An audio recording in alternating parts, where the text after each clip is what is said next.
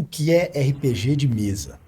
Tem muito gente que já ouviu falar disso, né? A gente vê Stranger Things, ou então talvez um filme aí, Dungeons and Dragons, olha falar de Senhor dos Anéis e o pessoal fala, isso é que nem RPG, é que nem RPG. Mas o que é esse negócio de RPG?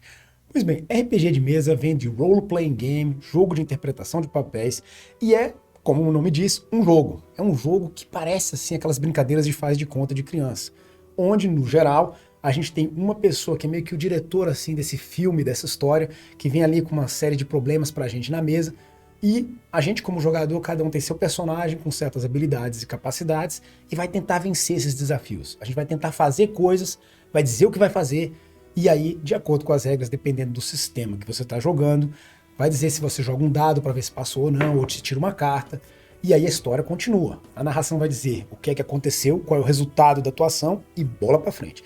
Então, como vocês podem ver, é um jogo muito dinâmico e um jogo muito criativo, porque não tem limitação. Quem cria é o jogador e a jogadora ali na mesa, na hora, e o pessoal que está narrando também vai criar os problemas do que vier da cabeça. Obviamente, existem milhares de livros e sistemas. Aí você se pergunta, e por que que tem isso?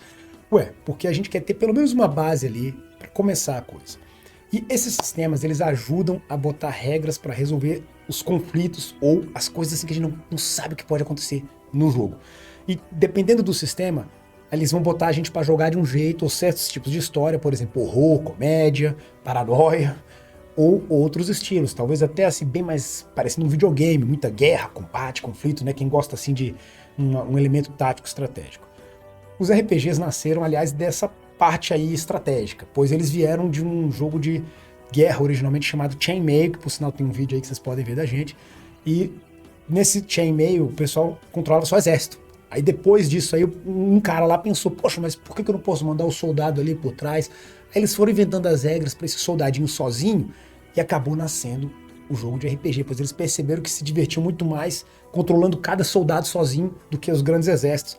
E aí a coisa foi desandando e foram criando mundos com diferentes regras, que tem magia, que não tem magia, é no futuro, é no passado. Então, como vocês podem ver, todos esses diferentes sistemas permitem que a gente faça ainda mais histórias, que seja ainda mais interessante. Mas isso aí a gente faz no outro vídeo. Esse vídeo aqui é só para mostrar o que é a essência do RPG. O que é RPG? Pois é isso aí. Jogo de faz de contas, que a gente tem regras para definir se o que a gente tentou fazer deu certo ou não.